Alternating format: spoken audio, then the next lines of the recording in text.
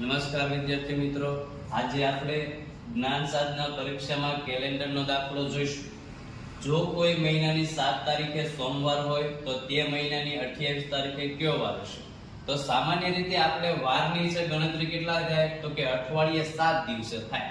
એટલે આપણને જોઈએ છે 28 તારીખે કયો વાર હશે, એટલે કે આપણે 28 ભાગ્યા 7 કરશું તો 7 ચોકુ 28.